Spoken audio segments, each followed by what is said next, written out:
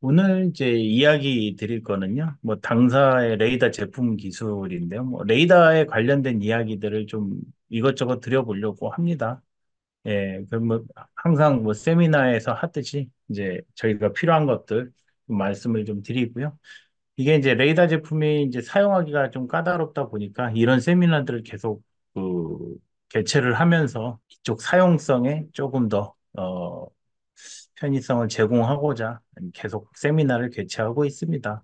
하다 보면은 이제 어떻게 보면은 좀 쉬울 때가 있을 거예요. 예, 뭐 그럴 때까지 이제 계속 들으시면 되는 거고요. 뭐 계속적으로 이제 이런저런 이야기들 좀 드려볼 거고 오늘 이야기 드리는 것은 이제 뭐 레이더의 활용 사례, 그다음에 대략적으로 제품 소개, 그다음에 이제 비즈니스 전략, 그다음에 Q&A를 이야기를 드릴 거예요. 그래서 이제 레이더 관련돼서 궁금하신 사항들이 있으면은 좀 정리를 해 놓으셨다가 한번 물어보시면 좋을 것 같고요. 어, 뭐 자주 들어오시는 분들이 많아서 뭐 기본적인 얘기를 계속 반복해서 들으시고 계시는데요. 뭐 새로 오신 분들을 대상으로 하는 거기 때문에 예, 기본적인 이야기들을 드립니다. 그래서 이제 레이더라는 거는 송신파를 쏴서 예, 여기에 물체를 맞고 되돌아오는 반사파를 이용을 해서 속도, 거리, 위치를 판별할 수 있습니다. 그래서 여기 이제 레이더는 레인지, 레디오 디텍션 앤 레인징이라는 표현을 썼어요. 이건 뭐 역사는 상당히 오래됐죠. 1940년대에 실제 2차 세계대전 때 상용화해서 썼으니까요. 예, 오래된 상황인데요. 그래서 요 송신 방식이 또 여러 가지 방식들이 있습니다. 거기에 따라서 이 검출하는 뭐 기법들이나 이런 것들이 조금씩은 달라지게 되는데요. 뭐 뒤에 또 얘기를 드려보죠. 그래서 나오네요. 바로 그 송신 파형을 두 가지 형태로 분류를 해요. 하나는 CW, 하나는 이제 펄스드 레이더. 뭐 CW 레이더에 뭐 IC 회사들은 되게 많죠. 뭐 TI도 있고, 인피니언도 있고, 인피니언도 있고 또 어디 있어요? 예. 뭐 여러 회사들이 좀 있는데 대표적인 회사인 것 같아요. NXP도 있네요.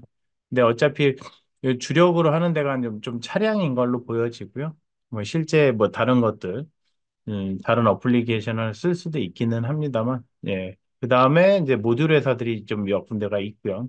뭐 이노센트도 있고 RF 빔사도 있고 여러 가지 이 제품 그 모듈들이 있는데요.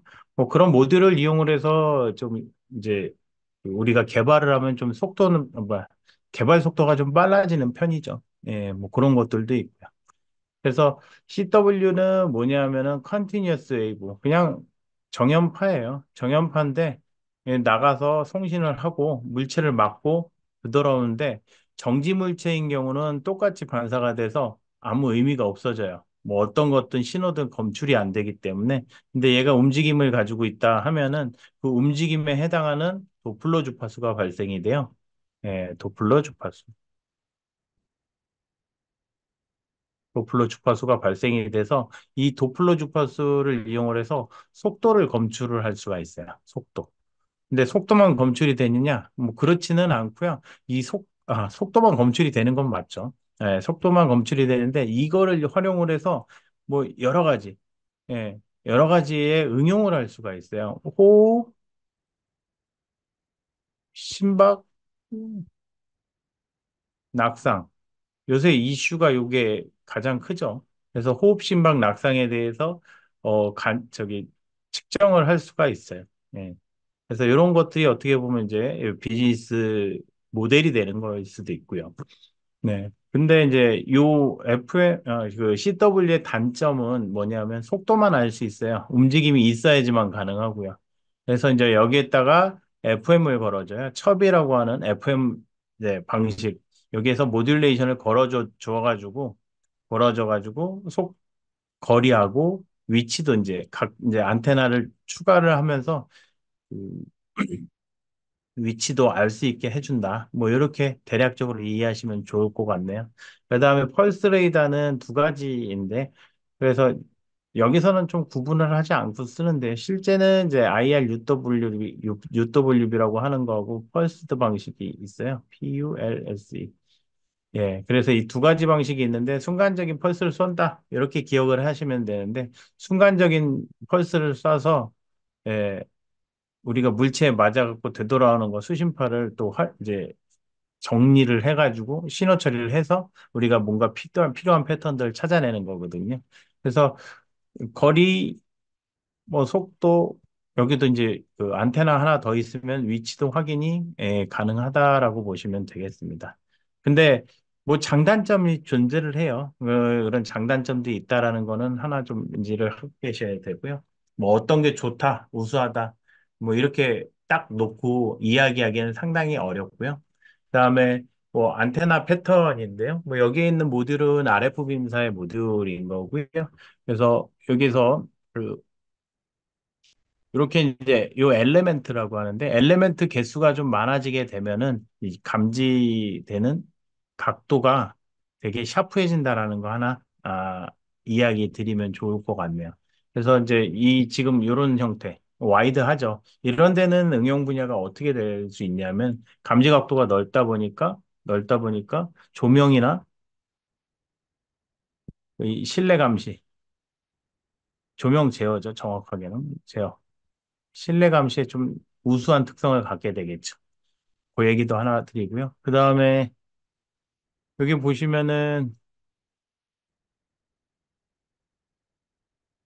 여기 보시면 이제 80도, 34도인데 뭐 일반적으로 좌우 상하 이런 식으로 해가지고 우리가 그 파가 생성이 된다라고 보시면 되겠습니다. 그래서 요건 좀 얼리먼트 높아지면은 이런 식으로 좀 좁아진다라는 거 하나 기억을 하시면 좋을 것 같고요.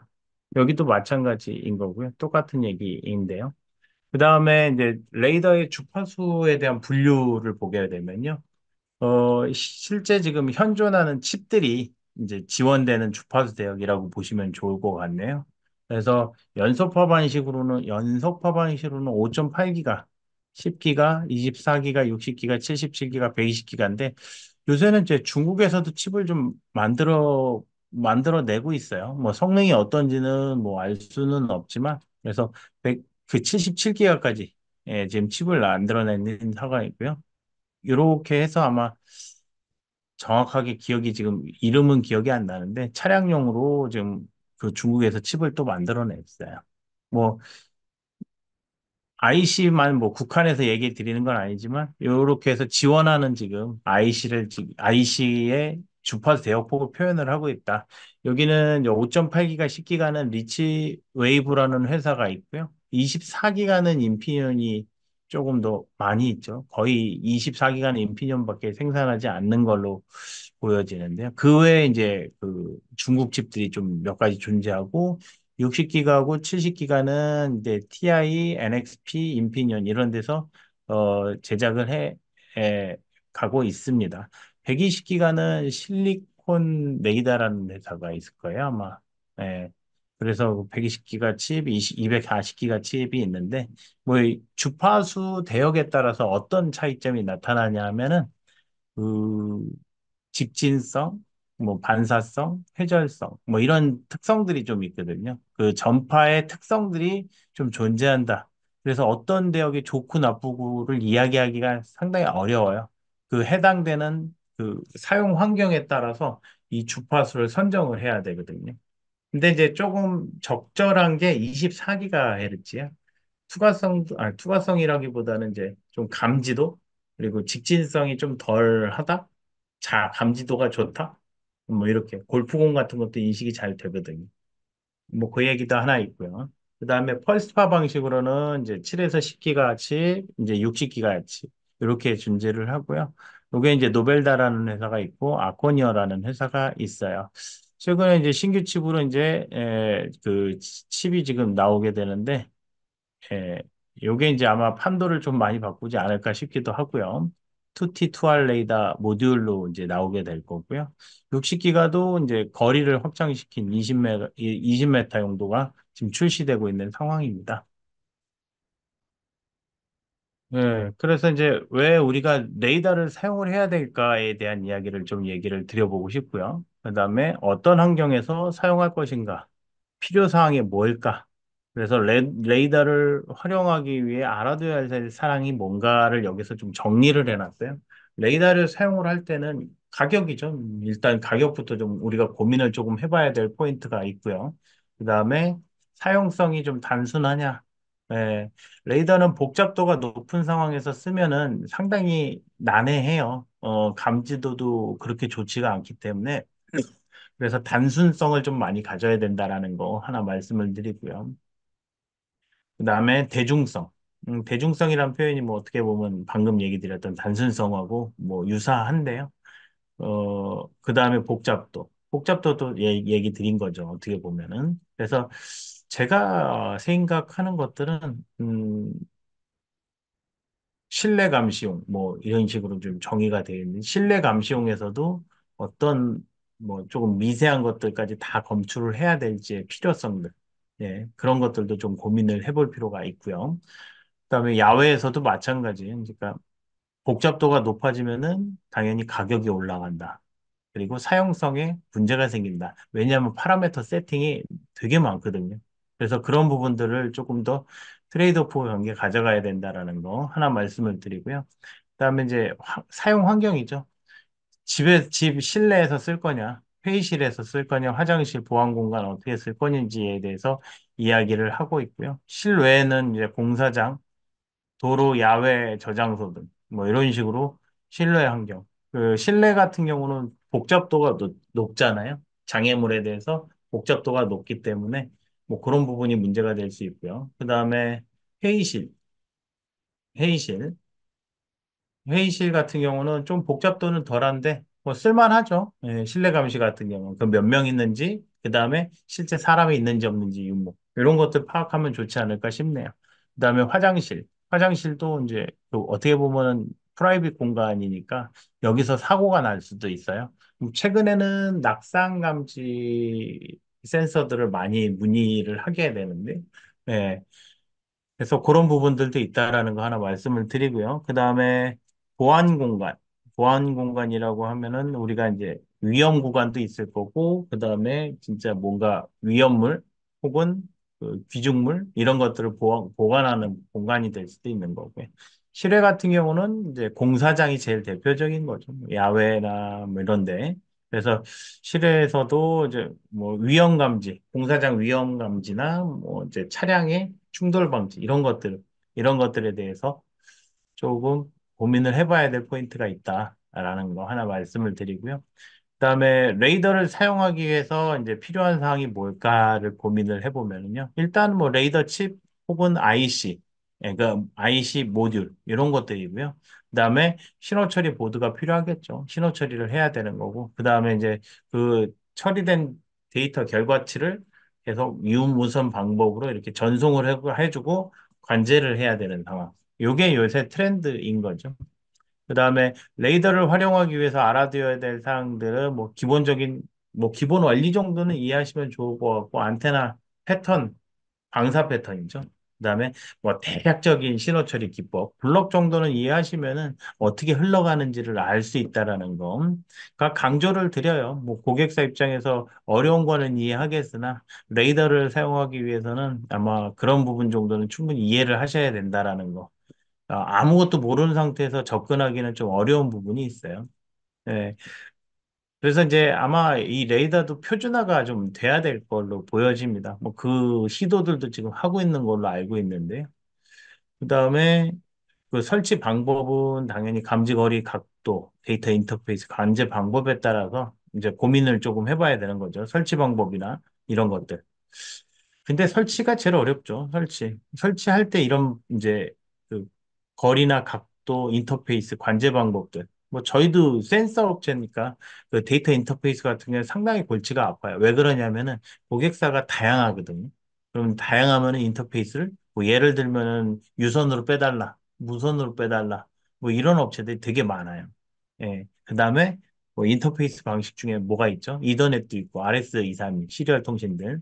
뭐 이런 걸로 빼달라고 하는 업체들도 있고. 그러니까 너무 다양하기 때문에 이거를 어떻게 좀 고민을 되게 많이 해야 될 부분들이 있다라는 것도 하나 말씀드리고요. 그러면 왜 레이더를 써야 되는가? 레이더는 결국은 딱 결론인데요. 결론적으로는 그 오동작 때문에 오동작이 덜 생겨요. 거의 안 생긴다고 보시면 맞겠는데요. 그래서 초음파, 뭐 적외선 카메라 센서들이 이렇게 이제 대안으로 좀 볼 수가 있는데요. 이런 부분들하고 비교를 했을 때 그렇게 문제가 되지 않는다라는 거 하나 말씀을 좀 드리고요.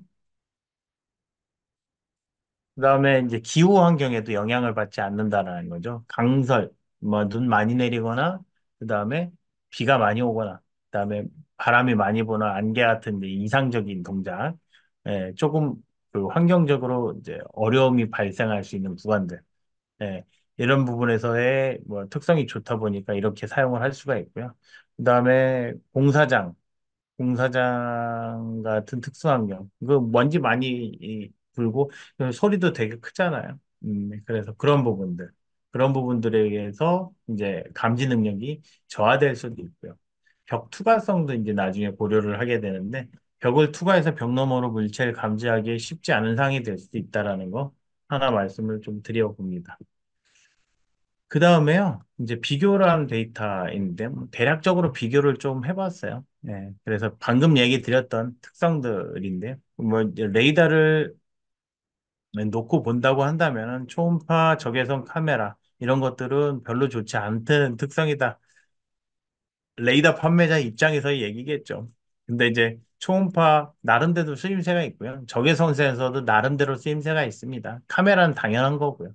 그래서 이 장단점일 뿐이지 이게 뭐 완벽한 뭐, 대체제로 쓴다. 혼용해서 쓰는 게 또 좋기도 할 수도 있어요.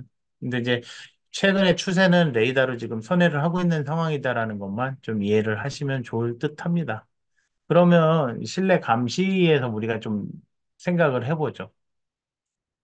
실내 감시할 때, 그러니까 결국은 이 사람의 움직임에 따라 도플러 주파수를 검출을 하는 거거든요. 도플러 주파수. 도플러 주파수가 뭐냐면은요, 이제 예를 들면 저거 이제 항상 그 예로 많이 나오는 게 하나가 있는데요. 뭐가 있냐면은 그 응급차 있잖아요. 제가 이렇게 서 있으면 응급차가 이렇게 쭉 오고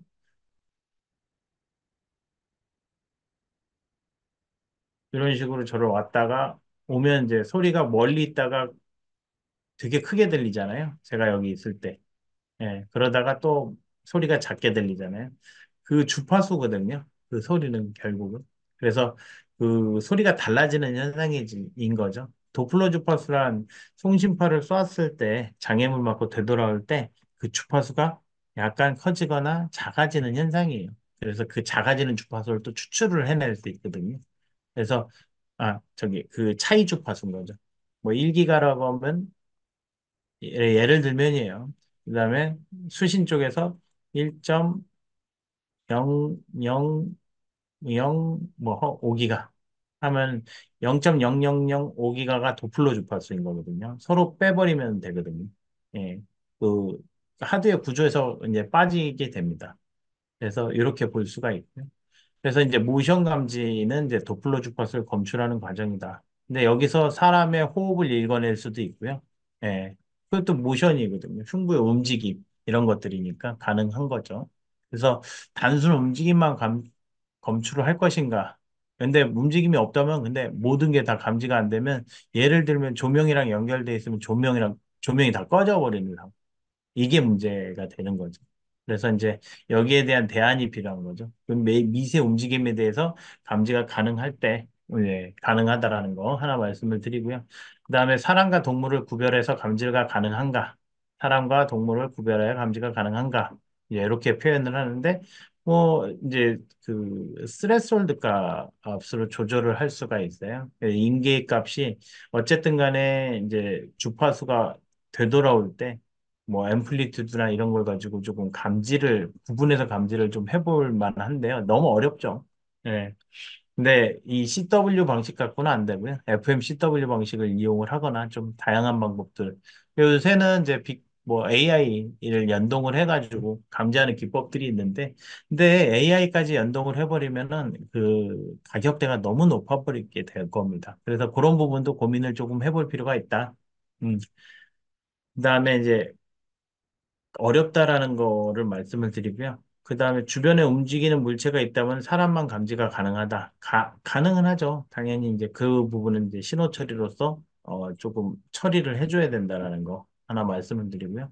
송신 방식도 결정을 해줘야 되죠. 뭐 CW 방식이든 혹은 펄스드 방식이든 이 방식을 결정을 해줘야 된다라는 거 말씀을 또 드리고요. 주파수 사용 선정 해가지고 나오게 되는데요. 주파수의 사용 선정도 되게 중요한데 통상적으로 실내에서 쓰는 게 5.8기가, 10기가, 24기가까지 좀 쓰고요. 최근에는 60기가까지 지금 사용이 되고 있어요.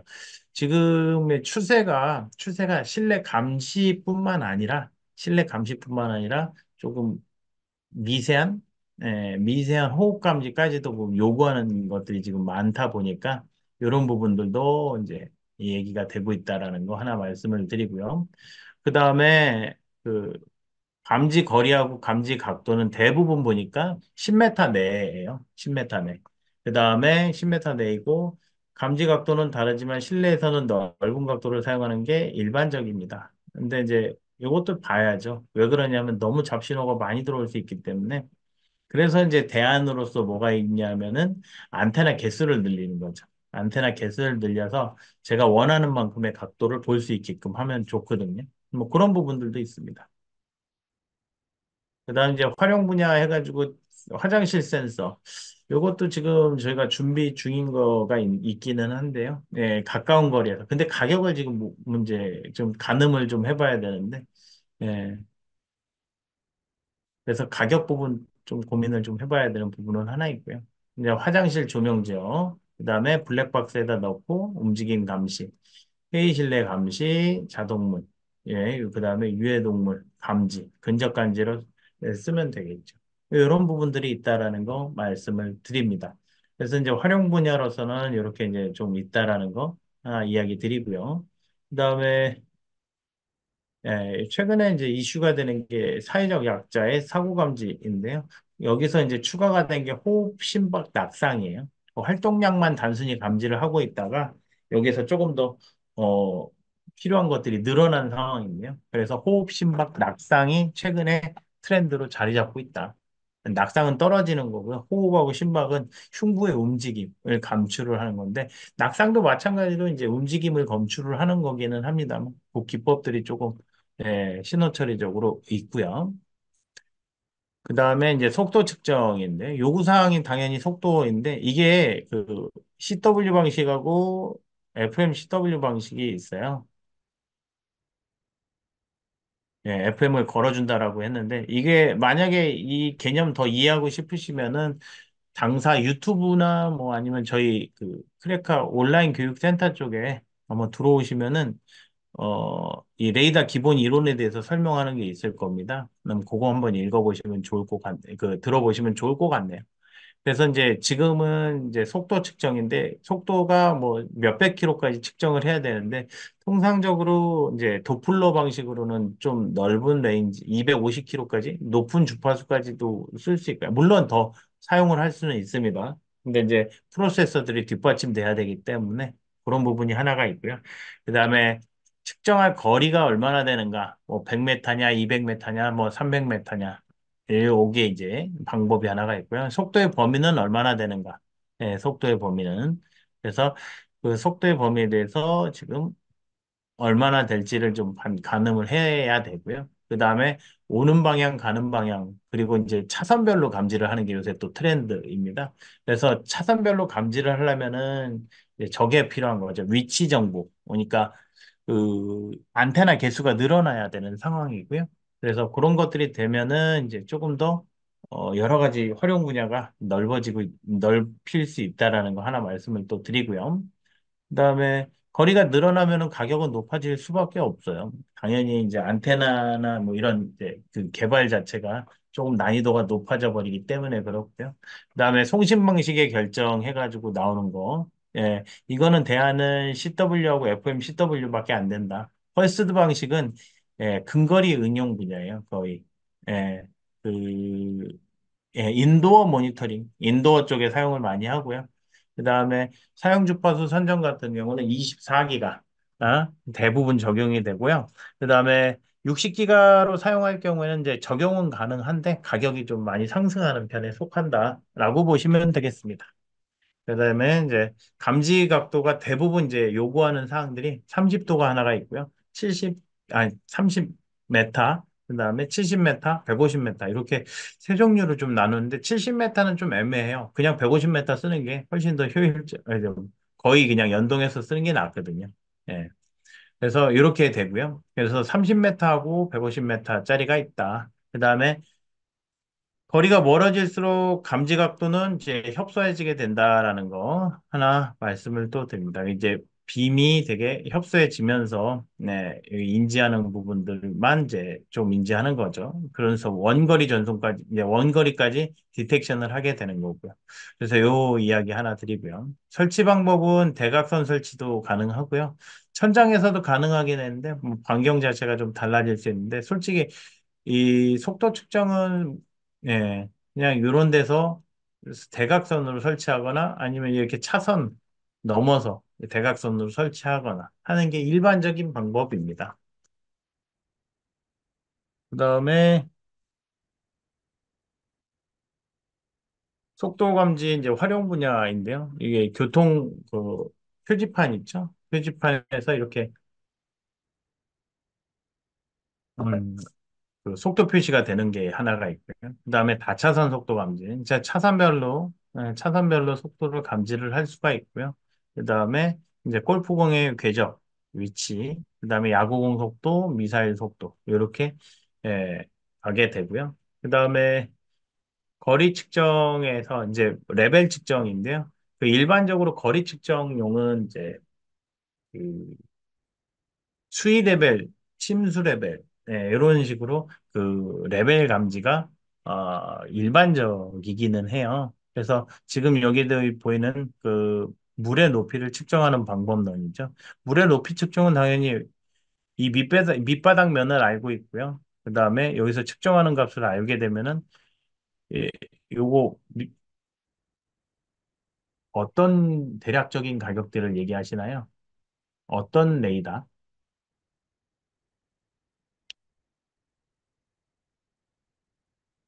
어떤 레이 단지를 얘기를 해주시면 거리 측정용은 뭐 다양합니다. 예, 뭐 쓰임새가 다양하니까 지금 뭐 저희가 판매하는 게 그 이게 이제 기구 케이스가 있는 경우는 45만 원 정도 될 거고요. 그래서 이제 그런 용도는 이런 이제 레벨 측정 같은 경우는요, 그 렌즈 안테나라고 해서 이제 이 빔을 모아주는 그래서 빔이 되게 샤프하게 만들어지는 형태로 측정이 돼야 되거든요. 그래야지 정확한 측정이 되기 때문에 그래서 그 케이스에 이제 렌즈 안테나가 장착이 돼 있고요. 그 다음에 그래서 이제 이런 식으로 측정을 하게 된다라는 거 말씀을 또 드립니다. 그래서 두 가지 방법이 있는 거죠. 요걸 기본 거리로 하고 계속 차오르는 높이를 또 계속 확인을 해볼 수가 있고요. 그래서 이렇게 이야기를 드린다. 그래서 여기 보시면은 이제 물높이 매질 종류는 어지간한 건 다 되는 걸로 지금 확인은 돼요. 근데 안 되는 물질이 아직까지는 없어서 뭐 딱히 이렇게 제시하기는 좀 어렵기는 한데요. 어지간한 것들은 다 됐다라는 거. 그다음에 송신 방식은 FMCW밖에는 안 되고요. 여기서도 둘 다 가능은 합니다. 예, 근데 일반적으로 이렇게 쓰지는 않고요. 펄스 방식을 쓰고요. 여기에 FMCW 방식을 사용을 하게 되고요. 그다음에 사용 주파수 선정에서 5.8기가, 10기가 이렇게 있고 24기가, 60기가, 77기가 어쩌고 저쩌고 다 나와 있는데 최근에는 이제 60기가하고 77기가를 써야 될 거예요. 예, 요거는 이제 용도 미지정 대역이라 아직까지는 이제 별 문제 없이 이제 측정을 할 수 있게 되어 있는데 77기가가 이제 야외에서 뭔가 레벨 측정을 할 때 77기가를 써야 된다라고 규정을 해버려서 근데 77기가의 문제점은 가격이 너무 비싸다라는 문제점을 가지고 있어요. 예, 그래서 지금 어떻게 될지 되게 궁금하기는 해요. 저 가격을 낮추기가 상당히 어려울 겁니다. 예, 그 이유는 개발이 일단은 좀 어려운 부분도 있고요. 음, 그래서 지금 여기가 저희가 지금 준비를 하려고 이제 계획 라인업 상에는 잡아놨는데요. 뭐 여튼간에 이런 부분들은 있고요. 그 다음에 뭐 감지 거리는 이제 요게 이제 10m, 뭐 20m, 50m, 뭐 50m 정도까지가 일반적으로 쓰는 형태의 그 레벨계이거든요. 감지 각도는 이제 협소할수록 좋다라고 표현을 하는데요. 네, 이런 이야기 하나 드리고요. 그다음에 설치 방법은 수직 설치가 일반적인데요. 대각선 설치도 가능은 해요. 그러니까 왜 가능하냐면 여기에서 이제 보정값을 하나 넣어주면 되거든요. 보정값. 원래는 이렇게 쏘고 있는 거잖아요. 옆에서 보면. 근데 이렇게 쓰니까 코사인 값인가요? 예, 요 값 이제 넣어줘서 보정을 해주면 되는 거거든요. 그래서 그 사인함수 넣어줘가지고 우리가 보정을 해볼 수는 있다라는 거 하나 말씀을 드립니다. 그 다음에 뭐 이 사용 사례는 이제 수익에는 지금 이제 하천 범람 용도로 지금 계속 깔리고 있는 상황이고요. 계속해서 내년에도 사업이 있어요. 그래서 좀 잘 들어가시면 좋을 것 같기는 하고요. 그 다음에 유량계, 탱크 통해서 이렇게 해가지고 측정을 하는 거 하나 있고요. 그다음에 거리 측정에서 차량 충돌 방지. 그다음에 뭐 안전구역 이런 것들도 뭐 괜찮겠죠. 안전구역. 이런 식으로. 이런 식으로 좀 아이디어를 내볼 수 있어요. 어떤 거리에 물체가 다가오면은 그냥 알림 주는 거. 뭐 단순하기 때문에 이렇게도 써볼 수 있다라는 거 하나 말씀을 드리고요. 그 다음에 벽 투과 레이더가 있는데요. 레이더 시스템이 있고 사람이 감지가 되면은 여기서 예, 몇 명이 있는지를 알면 되거든요. 그래서 이제 이 경찰이나 소방관들이 알아두면 좋은 거죠, 이제. 이 안쪽에 무슨 일이 일어나는지를 알 수 있으니까. 근데 이제 벽면을 투과한다, 이제 매질 두께 투과해야 되고, 움직이는 물체 개수를 감지를 해야 된다는 거, 일반적으로 쓰는 게요. 그다음에 여기서는 투과성이 좋은 것들을 써야 되는데, 만약에 파워를 높여서 쓸 수도 있어요. FMCW의 파워를 높여서 이제 써볼 수도 있고요. IRUWB, 뭐 퍼스트 방식 이렇게 써볼 수도 있고요. 그다음에 뭐 사용 주파수의 선정 이렇게 되어 있는데 여기서는 이제 UWB를 많이 쓰니까요. UWB는 6에서 10기가. 이 대역폭이 넓으면은요. 레인지 레졸루션이라고 해가지고 되게 정밀하게 나온다라는 거. 예. 그래서 밴드위스가 넓어지니까 레인지 레졸루션은 되게 좋아지거든요. 음. 그래서 밀리미터까지 검출이 가능해요. UWB. 서브밀이라고 표현을 하는데요. 한 4mm 정도까지도 가능하다라는 거 하나 말씀을 드립니다. 그 다음에, 뭐 이렇게 보시면 되고, 그 이제 설치 방법 같은 경우는 휴대용이다. 근데 이렇게 만들어 볼 수도 있어요. 그러니까 이거 가지고 또 할 수 있는 게 되게 많아요. 그래서 건축이나 토목 같은데 이런 것들. 뭐 만약에 하실 수 있으시면 그런 부분들도 조금, 왜냐하면 이게 특수 시장이니까 수요는 적지만 꾸준히 판매가 된다라는 거. 국산이 거의 없어요. 거의 없다 보니까 그런 것들이 좀 괜찮고요. 그래서 이제 좀 보시면 좋을 것 같습니다. 그 다음에 메디컬 어플리케이션으로 써서 지금 뭐 하냐면 그 유방암 검 진단할 때 요 이제 UWB 쪽 그 레이더를 사용을 하고요. 그 다음에 이제 뭐 얼음량이나 두께, 뭐 모니터링 이런 것들을 좀 많이 쓰고 있어요. 그러니까 이제 이런 것들이 최근에 어플리케이션이 되는 거겠죠.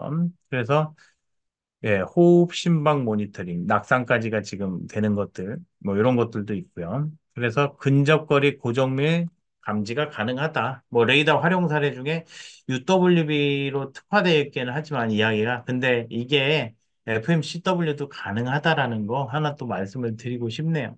음, 뭐 다양하게 쓸 수 있으니까 뭐 스마트 가로등은 계속 설치가 되고 있고요. 가정의 모션 제어도 지금 슬슬 하고 있는 상황이고 요것도 지능형 방범 시스템도 계속 깔리고 있는 상황입니다.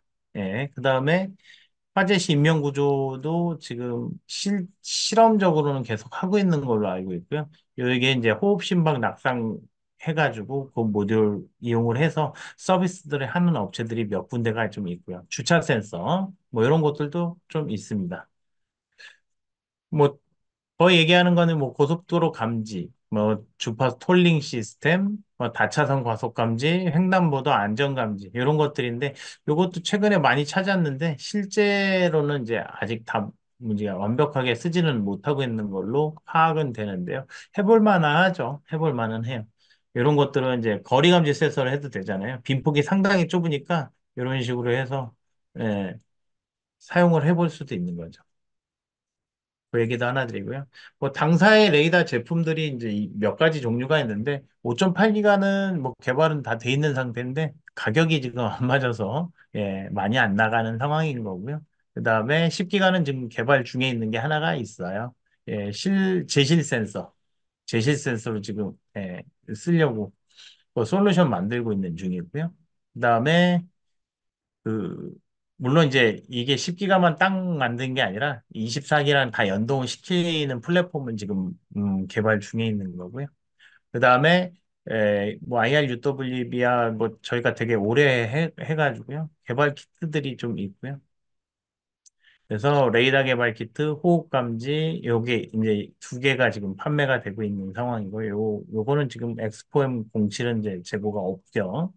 그다음에 여기서 이제 KV-M100이라고 하는 이제 그 속도 측정용 레이더인데요. 250km까지 측정이 되고 RS231을 써요. 그다음에 이거가 이제 상당히 많이 그 판매가 되고 있는데요.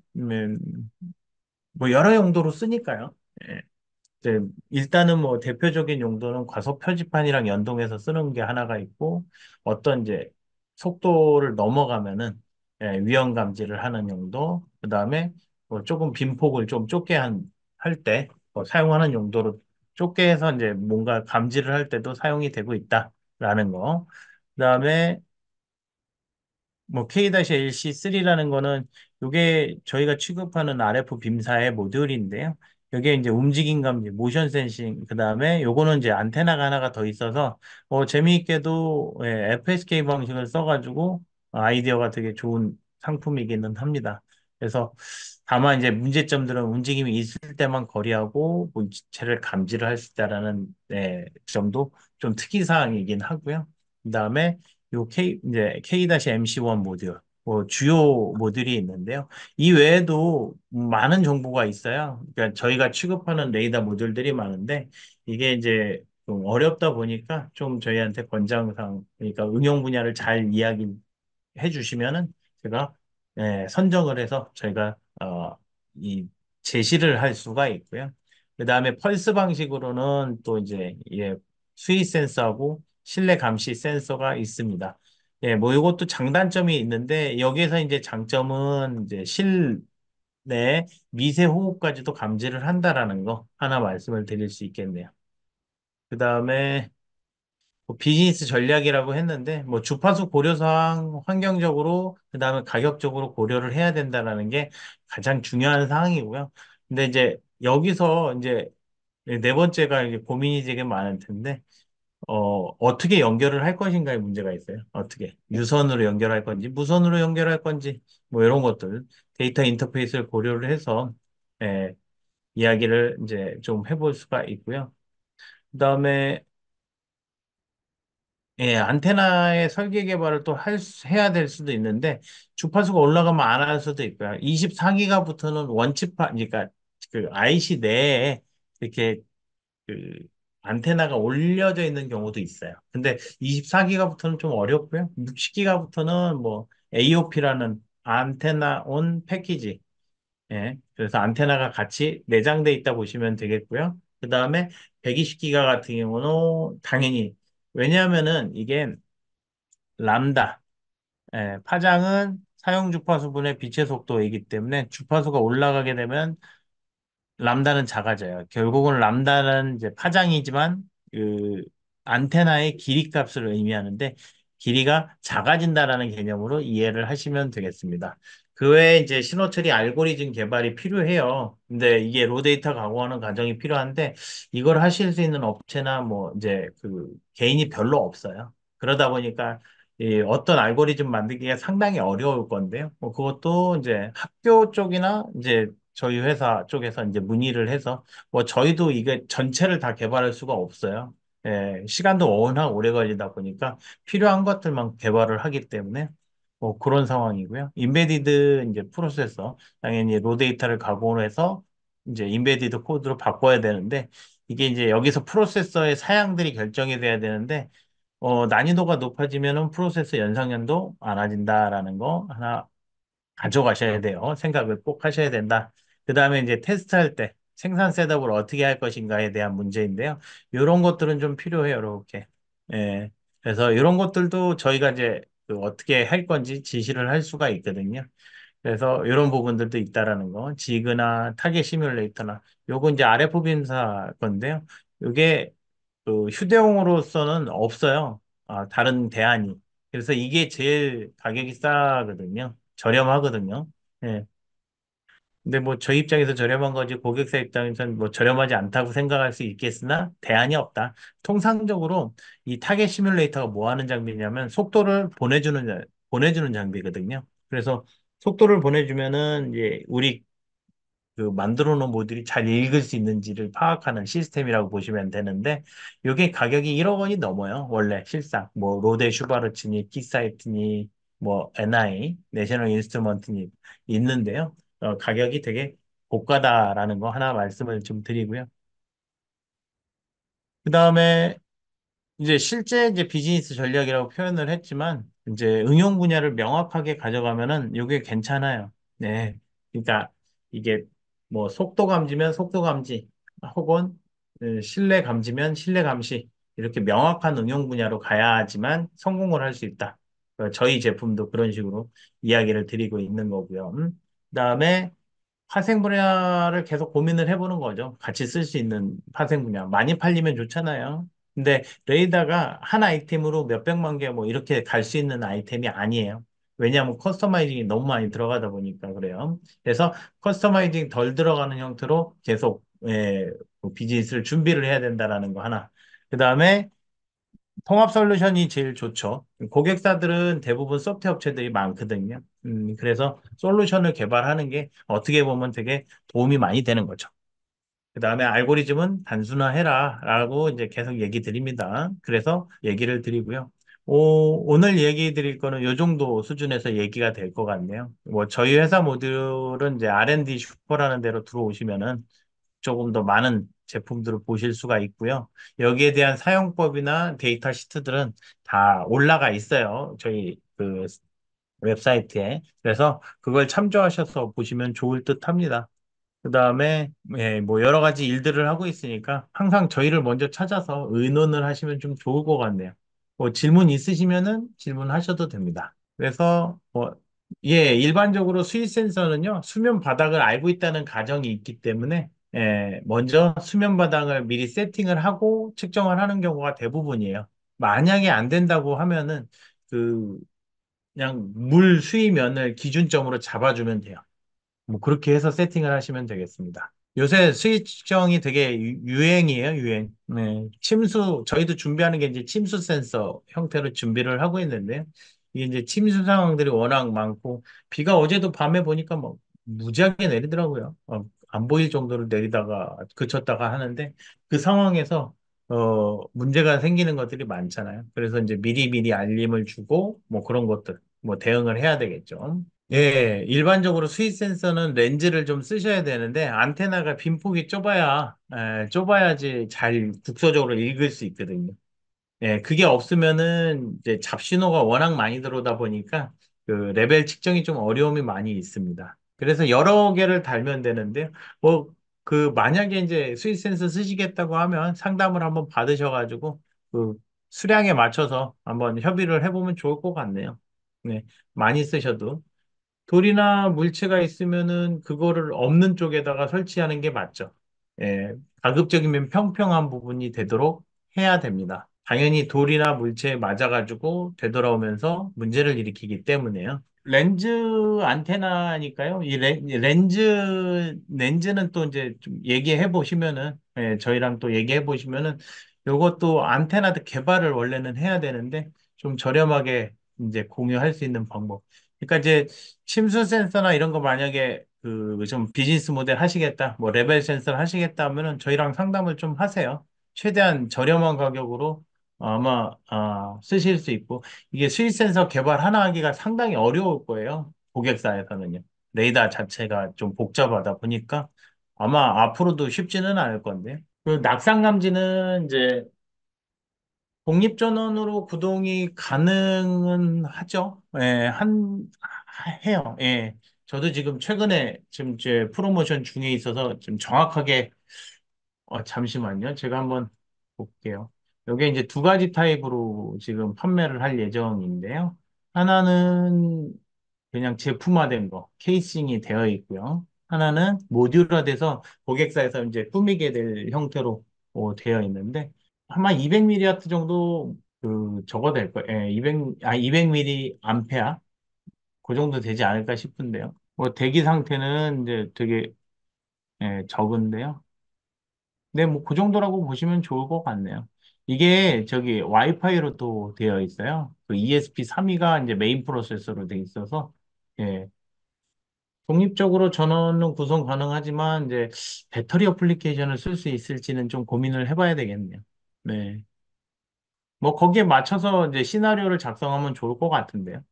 수위 감지를 하다가 사람 동물이 지나가면 순간적으로 감지나 다른 감지로 변경이 되나요? 예, 그럴 수밖에 없죠. 그런데 뭐 그런 것들은 예외 처리해버리면 되는 거잖아요. 후단에서. 예, 그래서 이제 이상 변이, 큰 변이가 뭐 지속적으로 나타나면 뭔가에 알림을 주면 될 걸로 예상이 되고요. 그 다음에 만약에 순간적인 변화치가 생성이 되면 예외 처리하면 좋을 것 같네요. 근데요, 기본적으로 사람이나 동물이 지나가는 곳에 설치가 되지 않아요. 그래야 돼요. 예. 그냥 아무것도 없는 상태에서 밑으로만, 하방으로만 이제 쭉 보게끔 되어 있어야 되고요. 예. 수면 높이 50cm 이하면은요, 근데 이제 가급적이면 쓰는 게 좋아요. 예, 안 쓰셔도 될 거는 같은데, 아마, 글쎄, 이게 왜 그러냐면, 감지각도라는 게 존재를 하잖아요. 이렇게 퍼져 있는 상황에서 인식을 한단 말이죠. 근데 외부 신호가 이제 뭔가가, 출렁이거나 하면은 굉장히 베리에이션이 많아지기 때문에, 실질적으로 정확하게 읽어내기가 어려울 거예요. 그래서 국소적으로 보는 게 제일 정확한 표현입니다. 음. 그래서 렌즈를 쓰시는 게 좀 좋고요. 영향이 없어요, 거의 없기 때문에 이제 눈비 안개의 영향은 없다라고 보셔도 무방합니다. 감도도 마찬가지고, 거리 특성도 뭐, 그, 나중에 이제 레이더의 효능을 좀 보시려면요, 그, 어디야, 어떤 거지? 그 자동차에 있는 그 크루즈 기능 한번 써보시면 좀 괜찮을 거예요. 어느 정도 수준까지 되는지가 가늠이 될 거잖아요. 그래서 예전에 작년엔가 그 G80 가지고 한번 해봤는데 그 폭우 내렸을 때도 잘 가더라고요. 이게 원래 일반적으로 잘 안 되는 상황이라고 예상을 했었는데 잘 돼서 또 의아해했고요. 이 정도도 견디는구나. 결국은 이제 마지막에 풀리긴 하던데 크루즈 기능이 그래도 어느 정도까지는 충분히 1시간 이상도 주행을 했거든요. 비 오는 시간이 거의 1시간 정도 됐는데 그래서 레이더가 예상 외로 강인성을 되게 많이 갖는다는 걸 또 몸소 느껴봤죠. 음. 물론 이제 잘 만든 것도 있겠죠. 저희 쪽에 뭐 비즈니스 모델과 발전 방향은 여러분들에 달려 있어요. 여러분들이 어떤 비즈니스를 펼치느냐에 저희가 계속 서포트를 하는 거기 때문에 뭐 저희는 세 가지 축으로 좀 움직여요. 뭐 속도, 그다음에 그 속도, 수위 레벨, 그다음에 제실 이 세 가지 축으로 좀 움직이다 보니까 뭐 그쪽에 맞춰져 있는 거고요. 저희가 뭐 좀 레퍼런스 될 만한 회사들이랑 계속 하고 있어요. 뭐 공기관이 되겠는데. 예. 그래서 이제 속도 측정 쪽도 지금 이제 개발 중에 이제 개발 이제 계획에 가지고 있고요. 그래서 저희는 이제 조금 그 뭐라고 그랬는지 계속 레퍼런스로 박혀서 이제 안 나올 분야들 이제 그런 쪽으로 좀 많이 하고 있는 상황입니다. 뭐 그렇게 보시면 되겠고요. 뭐 그 외에는 이제 저희가 뭐 안테나 개발을 워낙 오래 하다 보니까 저희를 찾는 업체들이 되게 많아요. 예. 그래서 이제 안테나 같은 경우도 뭐 희소한 것도 희소한 거지만 뭐 그냥 상용성을 가지는 것도 생산, 제작, 설계까지 다 한 상황이니까 뭐 그런 쪽으로도 저희 쪽에 비즈니스 모델이 되겠죠. 그러니까 레이더 안테나. 뭐 또 다른 이제 비즈니스 모델도 있는데요. 만약에 창업하고 싶으시면 저랑 같이 한번 해보시죠. 네. 그래서 뭐 아이템들은 몇 가지가 있는데 그걸 어떻게 녹여낼지는 지금 고민을 하고 있는 상황입니다. 네, 뭐 그렇습니다. 그래서 이제 뭐 전체적으로 쭉 얘기를 드려봤고요.